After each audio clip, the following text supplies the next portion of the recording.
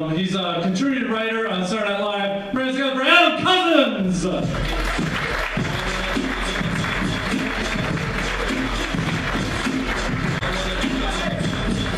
How are we?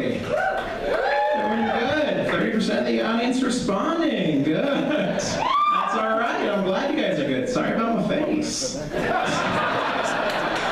Sorry about that. Wasn't my first choice either, if you want to know the truth. If we could all go back, we'd probably switch it. It's not looking good so far. I've been talking to people about it. They don't have any answers. We're going to get through this together, folks. We're going to do it. I'm a man. I think I'll tell you that up front. Before we go any further, I'd like to point that out. You know, in case there's any mistake. Is he? Yeah. I am. I'm a man.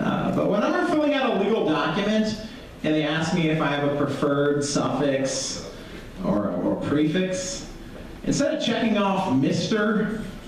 or Junior or even Doctor, I always check off that other box and I fill in the space provided Princess of Wales. Because I can, you know, because that's an option. And this is 2015, they can't say nothing about that. They can't write me back saying, that's not what you prefer. No, not this day and age, getting slapped with a discrimination lawsuit. And last night, for the last 8 months, I've been receiving mail from the Orange County Superior Court Judge's office addressed to Adam Cozens, Princess of Wales. It's good to be the king again. It's good. The king or the princess, really just being in the family, that's what matters.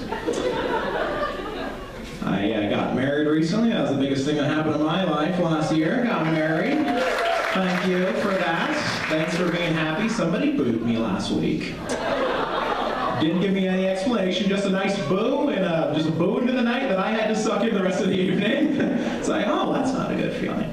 Wedding was good. Wish I could tell you more about it. Pretty uneventful. Both showed up. Check. All right. That's the big thing. The wedding was fine. The engagement, that was the thing I was most looking forward to, because I had some control over that. You know, like I got to plan things out in advance. And I got to tell you guys, it went well.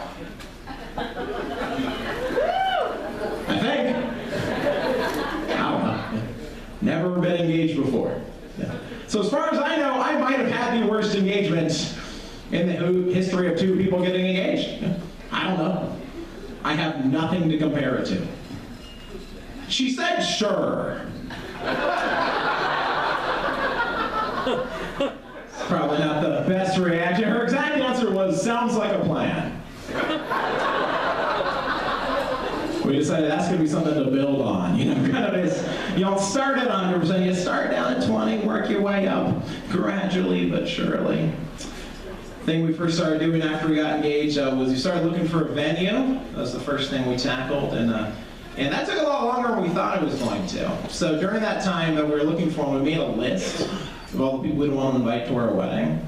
And then we find this amazing venue, and we discover it's going to cost $95 a person to have the wedding there. I don't know what you guys, it's kind of a lot of money for us, more than as out of our budget, but at the same time we really loved this venue. We couldn't imagine going anywhere else. It was like her dream. She pictured it ever since she was a little girl. So what we did was one evening, I was sitting down, and she brought over that piece of paper that we'd made. And she said, hey, I know this is harsh, but I think we really need to take a look at this list, and I think we really need to ask ourselves, which of these people aren't worth $95 to us?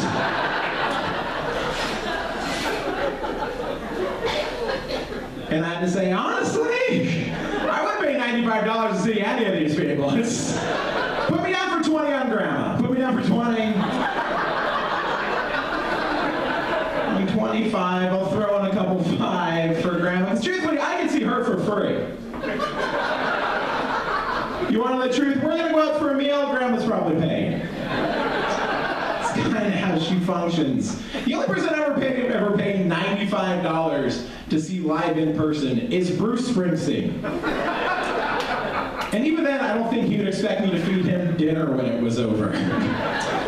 So we got it down to 4. That's what we did, because it was an intimate occasion. I think that point. They refer to at that point as being witnesses. I think the thing I was most looking forward to about getting married was my wife and I were going to combine our bank accounts.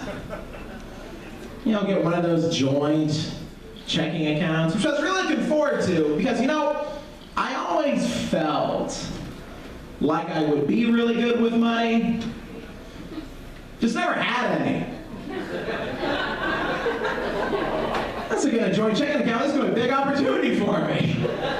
Because now it's no longer always going to be like my money and her money. It'll be we are filing for bankruptcy.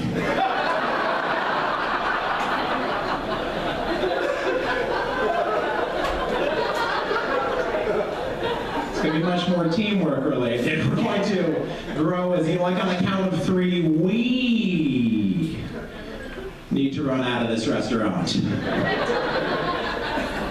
We need to have a serious conversation about stealing copper wire.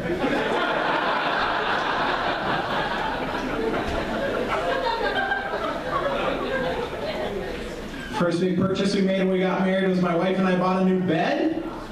When we bought the bed, the guy at the furniture store said that they could pick up and remove my old mattress for free. I told him that's okay. I can deflate it myself.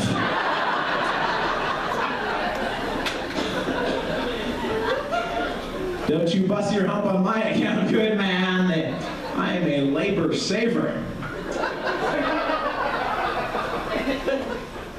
We actually did something very nice recently. We've had these friends who have been having trouble conceiving, so we donated some money to help them adopt a baby. Now they have that baby. And I'm pretty sure I own part of that baby. I've been researching my legal options in the matter. I'm gonna be honest, not looking too good, guys. Not looking too favorable for old me. But I'm gonna tell you the truth, not looking for much. You know, I'm not looking for like every other weekend. You know, that's a little greedy, but at the same time, did help bring him into this world. So, I don't know, maybe I could mow him a lot every once in a while when he gets older. I think the funniest part of that joke is the assumption that someday I'll actually be able to afford property. That's not how things are looking right now. Not in the least. Outside of stand-up comedy, I work 3 jobs. I was telling a buddy of mine about that. He's like, 3 jobs? You must be rolling in dough. Said if that was true, I probably wouldn't be working 3 jobs. Gotta tell you, that 3rd job really cuts in the way of all my dough rolling. Wouldn't mind trimming out one of those jobs, start swimming in my giant piles of cash. Scrooge McDuck style. Alas, there's no opportunity for that at this juncture. You know, politicians say that if Americans don't shape up, in 50 years, we're all going to be speaking Chinese.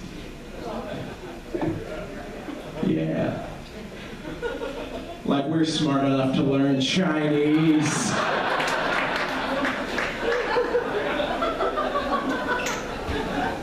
I've been living in this country for 30 years, everybody. Speaking this language this entire time, I still don't know the difference between there, and there. Fairly certain Mandarin is not going to come a lot easier to me.